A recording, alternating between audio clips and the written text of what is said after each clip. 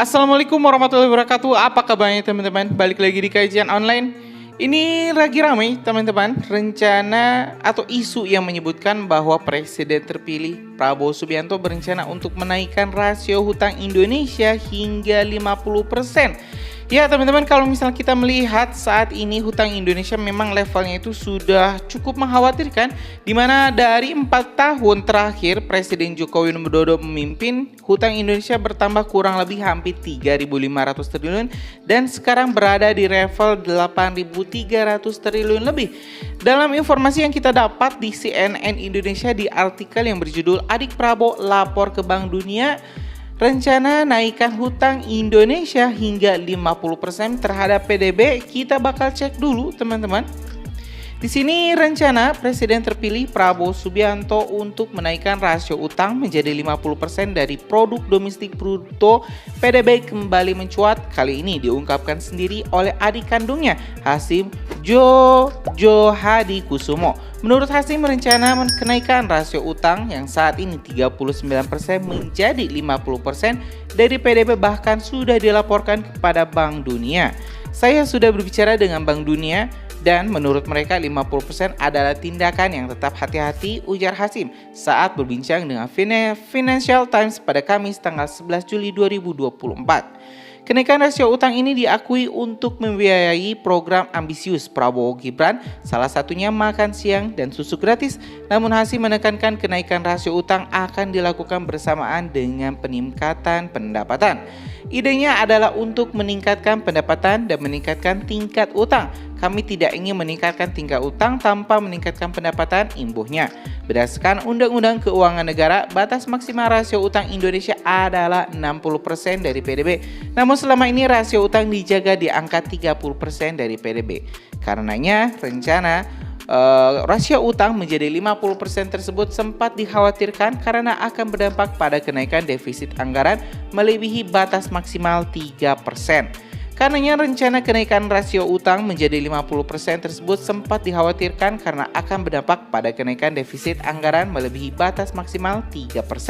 Sementara itu Bank Dunia belum memberikan respon terkini terkait pernyataan Hasyim tersebut. Padahal saat pertama kali pemerintah Prabowo bakal menggerek rasio utang hingga 50% dari PDB, ini merebak tim Prabowo malah membantahnya. Anggotanya, bidang keuangan tim gugus tugas sinkronisasi program Gibran Thomas Jiwin Wandono menegaskan Prabowo tidak pernah menetapkan target untuk meningkatkan utang. Prabowo menurutnya juga akan mematuhi batasan-batasan hukum mengenai ukuran-ukuran fiskal. Kami sekali lagi tidak berbicara mengenai target utang terhadap PDB. PDB ini bukan rencana kebijakan formal, kata Thomas pada Sabtu tanggal 15 Juni 2024 kemarin, mengutip Reuters. Thomas lantas memastikan pembahasan antara tim gugus tugas Prabowo Gibran dan Menteri Keuangan Sri Mulyani fokus pada peningkatan pendapatan, peninjauan ulang pengeluaran, dan menyediakan ruang anggaran untuk program-program terbaru seperti makan siang gratis. Thomas bahkan mengklaim defisit tahun 2025 akan tetap berada di bawah 3% dari PDB. Penting untuk dicatat bahwa itulah mengapa Prabowo dan tim formalnya berbicara tentang kehati-hatian fiskal. Karena hal ini sesuai dengan prinsip-prinsip tersebut, ujarnya. Dalam debat Capres awal Januari lalu, Prabowo sempat menyatakan bahwa tidak masalah bila besaran utang luar negeri Indonesia mencapai 50% dari PDB. Pernyataan tersebut keluar saat Prabowo menjawab pertanyaan panelis terkait utang luar negeri Indonesia dan kebijakan yang mungkin akan diambil untuk menghindari intervensi yang membuat utang bertambah. Prabowo mengatakan utang luar negeri Indonesia saat ini tidak sampai 40%. Menurutnya angka tersebut masih dalam titik aman asalkan utang digunakan untuk pembangunan industri dan produktif. Teman-teman, barusan kita telah menyimak isi artikel yang ditulis di CNN Indonesia terkait rencana Prabowo Subianto untuk menaikkan rasio utang Indonesia hingga 50%. Memang di sini teman-teman agak bertolak belakang antara tim Prabowo Subianto dan juga adik kandung Prabowo Subianto yang bernama